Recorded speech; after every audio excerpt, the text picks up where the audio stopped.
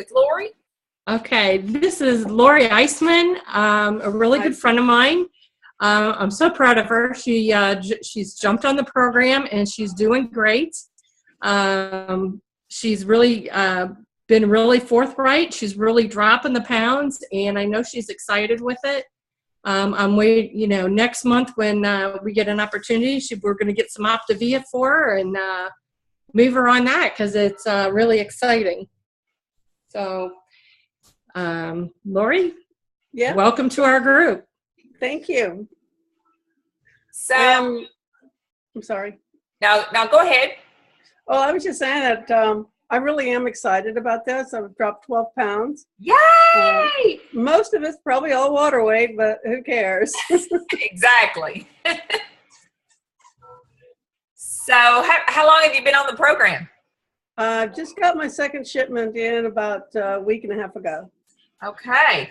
Well, tell us about how your life was before you got started. Well, I mean, I wasn't eating badly. I just wasn't counting the proteins because I would have like a shake in the morning and with fruit, and then lunchtime I would usually have half a sandwich with fruit and yogurt, and then dinner I used to eat pretty well, but I mean I was always careful, but I wasn't very successful. But I have to admit this has been pretty good. I had people at work actually saying, "How much weight have you lost?" Wow. So that's kind of exciting. Absolutely it is. How does that make you feel? Oh, good. Yeah, it's good, isn't Excellent. it? Yeah. Now, tomorrow might be a little different. We're having a farewell to one of our doctors, and so there's going to be a little party. Actually, it's a pretty big party. So I got to be careful, but I know that I may slip a little. Well, one of those great things to do is you already know your portion size, and you're getting used to that. And when you go, I'm sure people are going to bring in. Are they going to potluck? No, it's at Scioto Country Club. Oh, okay. So is it everybody gets a plate, or? I don't know. I think they feed you. Okay. They might, if it is a buffet, I know what I'm going to do. Yeah. I mean, you just make healthy choices and you do the best you can and just go with the flow then. Yeah. I mean, I've been kind of interested in the fact that we have reps, medical reps that come in and they bring all this food in. Well, with the doctor being gone, going away, this one rep brought in all this wonderful sweet stuff. I didn't even have a craving for any of it. You know what? I found the same thing. For some reason, I don't crave some of the pops and some of the sugars and some of the other. Once you get some of that out of your system, you won't have those cravings. Yeah. It's amazing how it works. I do like the brownies that we have, though. Yeah, they're good. I'm a chocoholic. With a little bit of sugar-free Cool Whip on top. I don't have anything on top. Well, good for you. We like that sugar-free Cool Whip, don't we, Deb? Yeah. I haven't thought about that. I mean, it's just you just feel like you're, I don't know. Indulging. Yeah, you feel like you just ran by Sonic or something and picked you up a hot fudge cake or something. Yeah, that's not a bad idea. Now, I don't know. Can you guys see me? No, we can't. I don't know how to get we my would love tab. to see you. There's like a video button, too. All right. Um, Just not sure where to punch it, though. Gallery view? No.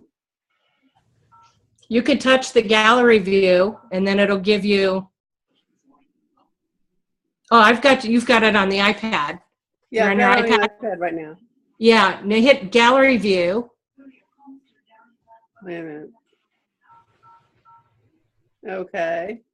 Okay. Now, do you see more faces that way? Oh, I do. I see lots of people.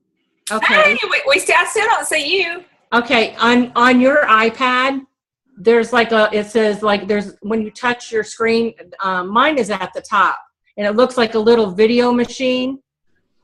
No, that was at the bottom. Okay, wait. if yours is at the bottom, touch that, because if there's a line through it, There you go. Hi, everybody. Now we can put a voice with a face. Woohoo! So, Oh, hi. hi. It's so good to have you. Thank you. So I wanted to ask a question, like in this 12 pounds that you've lost and all, have you had any non-scale victories? What do you mean? What do you mean non-scale? Like, can you tell any things that weren't really related to your weight, like your energy level, your sleep? Oh, okay. I see what you mean.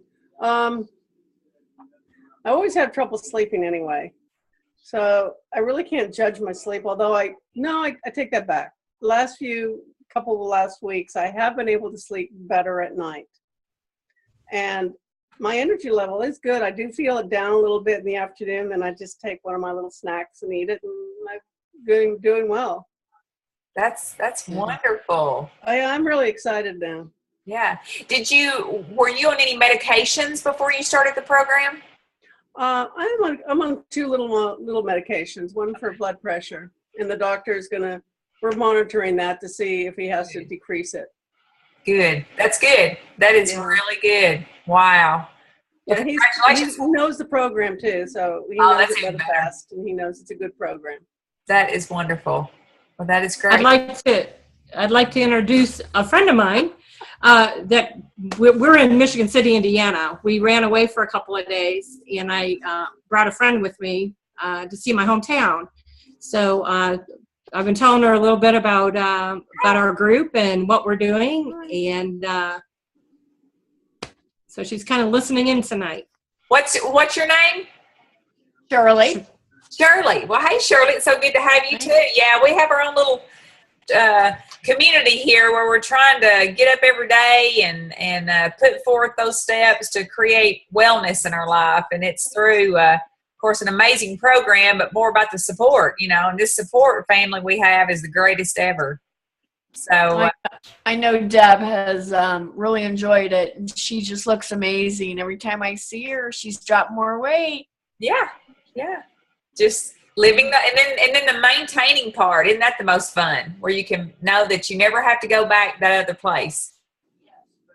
Never again. Yep. You choose to. Well, it's so nice to meet you too. So and so glad to have you on with us too.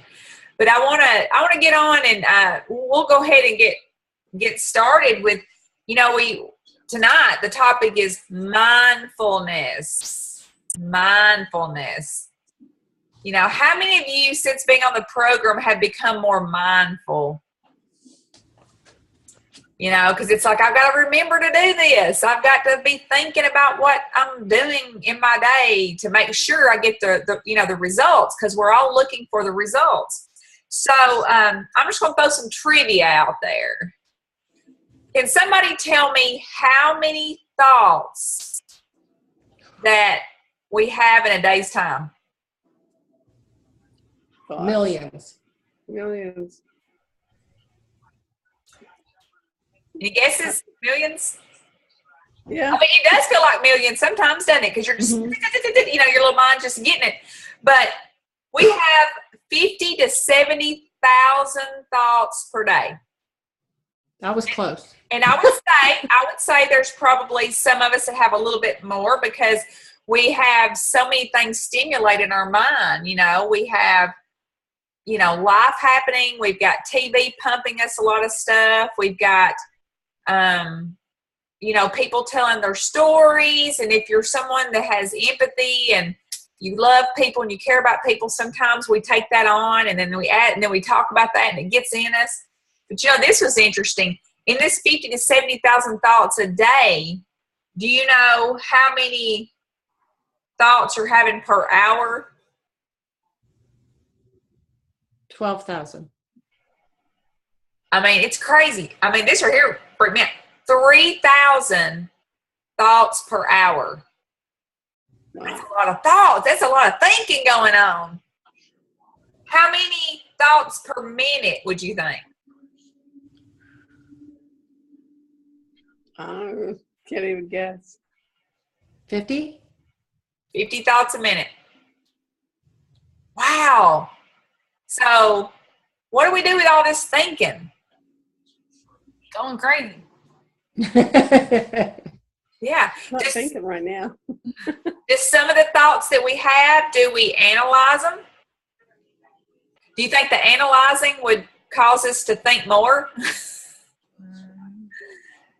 And then, so, to me, being very mindful I look at that, it's a habit of health if you really can get in control of your thoughts. That's and the program does, it really helps you to start thinking for a change.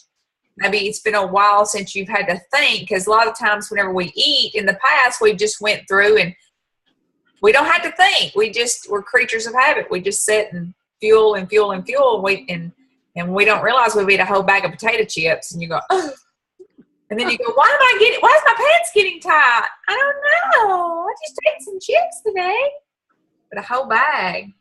So, I know that everybody on here has had has had to deal with some mindfulness and maybe ways that has even enhanced their program, maybe moved them on to a different level. So I sort of want to take a little time here to talk about maybe some resources. What's some of you doing to find this mindfulness? I start asking myself questions. A lot of times I walk in the kitchen. I may have just finished dinner or something to eat 30 minutes ago, and I walk in and I find myself opening up the refrigerator. Or I walk up and I open up and I said, what are you doing? And it's like, you know what? Get yourself a glass of water and go do something. So I catch myself grazing or when I'm upset, and that's one of the first places I found myself going to, and then I started to analyze where I'm going to and try to figure out what my triggers are. And I figured if I can figure out what my triggers are, then I've caught the battle. That's good. So asking questions is really big, isn't it? So you're taking time now to ask questions while your thoughts are happening, and maybe the actions that you're doing. You're like, what am I doing? Why am I doing this? So the question asking, that's huge. What about anybody else? Any resources? Any resources that you're using to help you with your mindfulness?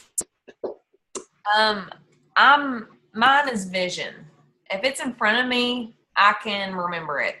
And so like vision boards, quotes, right now I'm looking at some of the things I created today to keep me mindful of where I want to go and how I want to achieve and why I want to achieve that. I think for me personally, I'm kind of like Deb, I'll just open up my refrigerator and go, what am I doing in here? Like you don't even think about it. But I feel like if I didn't have something visual to see, to go, Hannah, this is why you're not doing this. And that helps me to kind of just collect my thoughts and really hone in on what I want to create rather than just being like, oh, it's not that big of a deal, or oh, it won't matter. It just really helps me to stay grounded in what I want to do. Hannah, did you use a vision board whenever you began your program? I actually started a vision board back in 2012. That was just kind of like a time in my life where I was making some transitioning. I started the program way before then. And I think it took a lot of a new way of thinking in order for me to, do something like that. That was kind of radical. Like I wasn't really used to I think as a kid, you're used to making your vision, like you're painting your pictures and doing those kinds of things. But to really sit down and find pictures that just spoke to your heart and focus on those visions every day, that didn't happen until later when I needed to work on my healthy mind. So do you feel like with the vision board, it sort of helps to sort of keep it as what you're wanting to create in front of you, but then did you find that it helps slow your mind down a little bit? Yeah. Well, I think we all obviously we think a lot. All of us think a lot with all the thought statistics right there. So I think a lot of us are mindless, and I feel like having a vision helps you to be more mindful of where you're going rather than feeling like you have no direction. Because sometimes you can get lost in your thoughts and you have no direction, and I feel like sorry, my dryer's gone up. Lost in thought. Yeah. But anyways, like stuff like that, like just having something to where you're being able to direct your energy towards something better than something that's not serving your purpose and your well-being. That's good. That's good. So vision boards is good. So I think playfulness, if you want to childlike, I mean, why not have a vision board? Because we some of us have some vision board stories that really, it does matter. And it sort of takes pressure off the thinking about trying to think about how's this going to happen. You just throw it up there and you go, this is what I'm going to create. So vision boards are fun. Yes. Anything else? Any other resources that you use to create mindfulness? I know sometimes I create a list. So that I have a habit. I can walk from room to room, and all of a sudden this this generates another thought or something else I wanted to do, and I never finished what I went out in there to do. So sometimes what I do is I'll create a to-do list type of thing, and that way I can focus. And if I check it off, then I feel like I've really accomplished. I may not fix everything on my list or whatever, but I feel like if I've at least accomplished, or when I know, like if I need to call Lori or I need to talk to Rachel or Hannah, if I make those notations and then I go back, then I feel like I've accomplished, like I didn't let anything fall through the cracks. Yeah. So and that's the only way I can stay focused. Okay. Creating lists. That's good. List helps us to have a little bit more clarity and direction. What about any other resources? Well, I had a moment this last weekend that was actually mindless eating. I was cleaning the kitchen of food that we keep getting things that we're not eating anymore. And I found a box of chocolates that someone had given for Christmas. And I thought, oh, well, I got to get rid of these. So I opened the box and started eating them. I felt like I was a Lucy Ball movie. And then I went, what am I doing? Put the brakes on. So I made Rick eat them. No, I think part of it is just, keeping some of the things out of the kitchen that we don't need anymore. And, you have a habit of like, you hate to throw away food, but if it isn't anything that's healthy for us and you've changed, so we're not eating that anymore. So the best thing for me is put it in the garbage can, not in my mouth. But, they were chocolates. They were pretty. They were speaking to you. Hey, Dad, how's it going? So that's my mindless thing. So I guess my mindful thing is just to throw them in the garbage can, not in my mouth. That would be. There you go. Well, it's funny because I always tell Stephen, because he's kind of like that sometimes. I'm over here. He's been my back over here. He's probably listening to me, but we have this joke about him being a human trash can. Like, because that's his mind. That's his mind. He's like, that's going to go to waste. We need to eat that. And I'm like, Stephen, like, we just ate. Like, we don't have to eat again. Like, he goes, hey, that's going to go bad. And I'm like, you're not a trash can. You're not a human trash can. Yeah, I had the same thing happen because last weekend we actually celebrated all the birthdays this year, and so I did go get a cake because there's some in our family that likes that, and so it's sitting there. And past 2 days it goes, hey, every time I pass by, hey, how you doing? And so then today I was like, sorry, you got to go in the trash. So I threw it in the trash. So it's just, and I didn't feel bad about it, but because it's more of a temptation. It's sitting there looking at you, because you actually can taste that icing, and I mean, if that stuff's in front of you, it's gonna talk to you for sure. So yeah, so I joined the trash can party with you, Debbie. I threw my cake away. Yeah, it looked a lot better in the trash can than yeah. Yeah. Well, what about some other resources that we have for to be more mindful? I try to remember to schedule like 5 minutes of just a mental break. Because like you said, we have so many thoughts, we get so busy, I get stressed and overwhelmed easily. So just take like 5 minutes throughout the day and I'll go for a walk, or I'll just sit still. Sometimes just sitting still is really good. So I'll do that, and then also I break down my larger goals. So when I first started the program, I wanted to lose 50 pounds, but that can be overwhelming, So when I started to learn that if I just follow plan, I could lose 1 to 2 pounds per week. So I would just focus on just that week, So if you have a large goal, just break it down as small as you can and focus on the micro goals if you can. That's good, Rachel. Yeah, that's good. Breaking it down, because sometimes we can get so overwhelmed over the larger picture. It's like, oh, it's going to take me forever to get to my goal. Well, that's exhausting, isn't it? But what if you say, oh, whenever I can see what I'm going to be doing a week from now, right now I'm having a little bit harder time doing, so I'm so excited I can't wait. So it's more of the creative process, So yeah, and like you said, just 5 minutes sometimes. That's huge in a busy world. So that's good. So what about any other resources? I'll share one. Today there was 3 of us sort of done a group text, and we decided to do a meditation. And I enjoyed that. I can meditate for 20 to 30 minutes, no problem. And I probably could do an hour, but the 20, I really enjoyed that. And it really does. It's been able to slow down the thought process. Because it's okay to not think all the time. It's okay to be in that stillness. And I find that through meditation has really helped me a lot. I've been practicing it for the past year and a half. Love it. It's a drug in itself, to be able to bring calmness in your world. So I'm sure Hannah and Natalie got some effects today doing that too. And it was sort of neat doing it all together same time. And Natalie even done it while she was with her grandmother that's been sick. So, and there again, it doesn't matter where you're at, but it's just been able to take that time for yourself, even in those situations. Right, Natalie? Ma'am. Yeah. And something else that I'm a big fan of,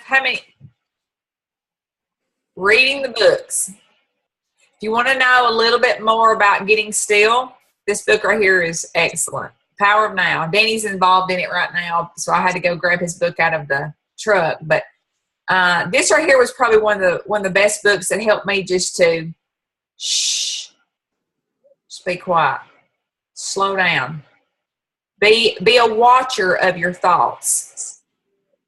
So whenever you become a watcher of your thoughts, you really find out, wow, So anything you can read, anything on YouTube University, whatever you can do to, if there's something that you personally are struggling with, I think whenever you really want to know the answers and you reach out, I believe you can find them. And there again, on here with the community, we like to share with each other, the things that's helped us. And I know many of you have, took the action, and you've maybe went and bought a book, or you've done something that someone, requested, and it changed your thought process, to where it was more serving your well-being, making things not as stressful in your life. Because if we can be more mindful, I think we can maybe reduce the stress a little bit more, because stress, it seems like everybody's bombarded with stress in the world we live in today, for sure. And they're stressed being stressed, thinking about their stress. So I feel like community is another way to be mindful, is having those people in your life that you can plug into and be all in and real with. Like, I know Natalie and I were texting this morning. I was kind of being really transparent with some of the things I was struggling with. And it's just so cool to have that, those people in your life that you can just be real with and go, all right, girl, that's what I'm going through. Just having that, seriously, having that support from somebody else is helping you to be more conscious and aware, and having a growth partner to help you go, okay, well, this is why you're going through this. This is why, you should follow through. And I read this quote today that I thought was pretty cool. It says, there's a high probability that your friends know what's best for you. I thought it was pretty huge, because a lot of us feel that we can do it on our own. We can handle our situation by ourselves. No one knows what we're going through. There's a high probability that your friends know what's best for you, because they love you more. They can see the true vision. So finding those people in your life that you can plug into and be real with, and be transparent with, and just, like I said, show your true colors. It takes a world of relief off of you to try to figure it out by yourself. Yeah. I know a few years ago, whenever we we were at conference, there's a gal that's a friend of ours, and she shared the book Emotional Intelligence 2.0, and being able to be ahead of the game with your own feelings, your own emotions. What, why am I dealing with these things? And but anyway, she talked about having growth partners. And a growth partner is someone that you give permission to sort of call you out, in a sense, if they see you're being a little hard on yourself or you're putting more stress on yourself than you should. But being able to come up to you in a loving way and say, hey, I see that you're really putting a lot of stress on yourself. And so I just wanted you to know that. And so that brings it to a reality where you can see what you've just actually been engaged in that you may not even recognize.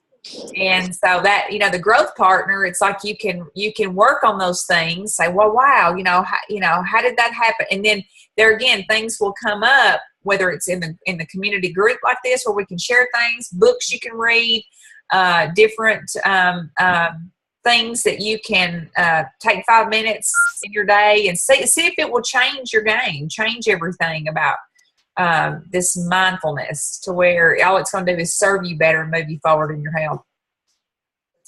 So I've got a little video that I wanted to, because it's always good to find things just to sort of put it like in a an animation to where you can understand it a little bit more. So I'm going to share that right now for all of us, and hopefully you'll enjoy it as much as I did.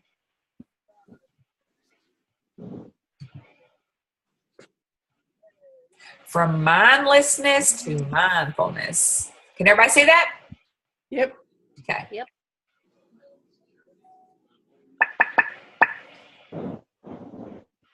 Well, Mindfulness is the broad term used for bringing our attention to the present moment in an open, kind, and non-judgmental way. It is simply a skill, a way of seeing, and a way of being that can allow us to engage more fully with our life, bringing us less stress and more happiness. This skill of mindfulness can be developed in two ways: formally through meditation practices, or informally by simply aligning our thoughts with our behaviours in everyday life. For example, giving your full attention to a person during conversation, or observing the experience of making a cup of tea instead of getting caught up in thoughts. Essentially, stopping to smell the roses.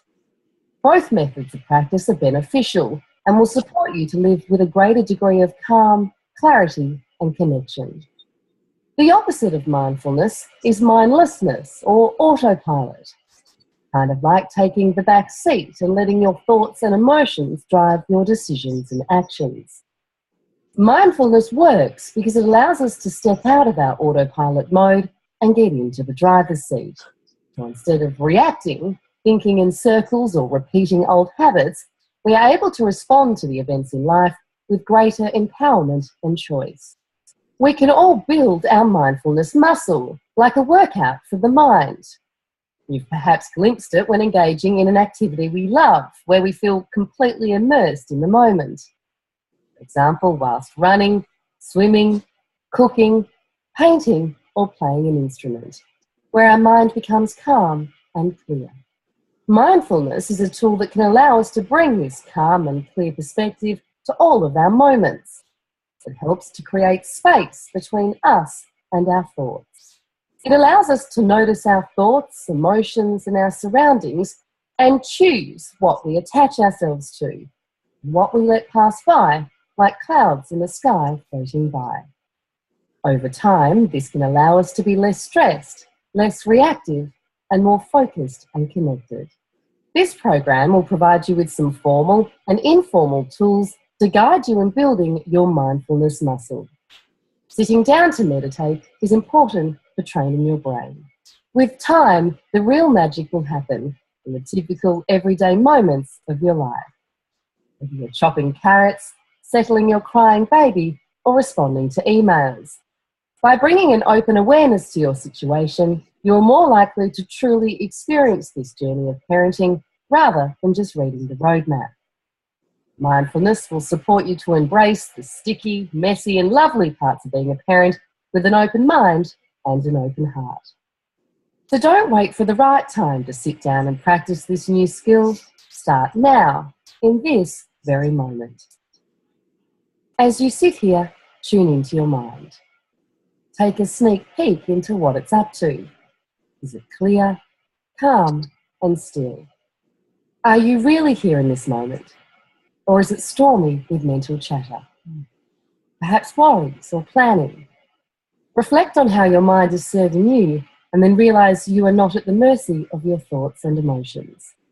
By being mindful and present, you can choose to switch off your autopilot, grab the steering wheel of life, and enjoy the colourful, rich, and exciting journey ahead. Wasn't that sweet? Yeah. You know, it's something so simple, you know, but yet we get so caught up in.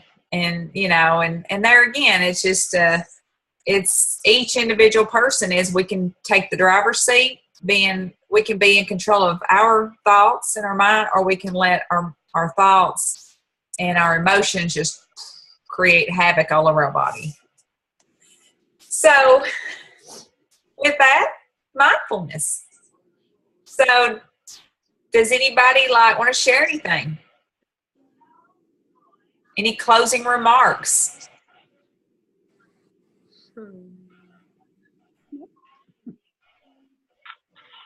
Well, I'm so excited that everybody was able to take some time out to just join the community. So nice to meet you, Lori, and congratulations on your journey. And you got a great coach. Deborah's she's very passionate about this. And you know, and there again, whenever you can hang out with like-minded people, it makes the journey a little bit more enjoyable. So a little easier. Yes, it sure does. It sure does.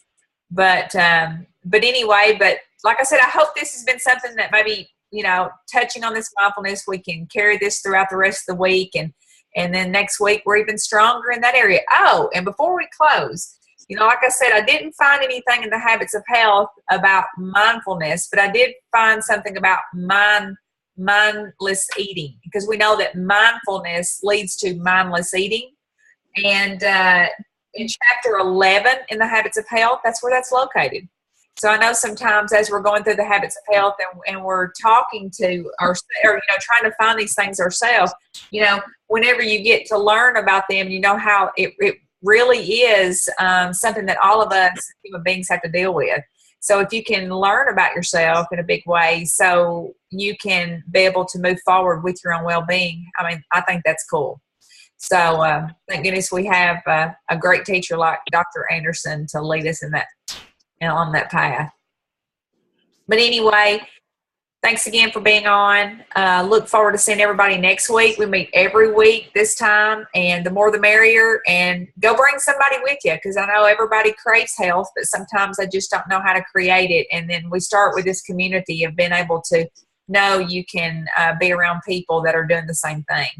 So, but thanks again for everybody's time. And everybody. Hey, Miss Lisa. Hi. Miss Lisa. Yes. Hey, it's Leslie. Will you care to share tonight's recording in Support for Life? I'll do that. I've got it recorded, so I will make sure I put that in our group. Awesome. Thank you.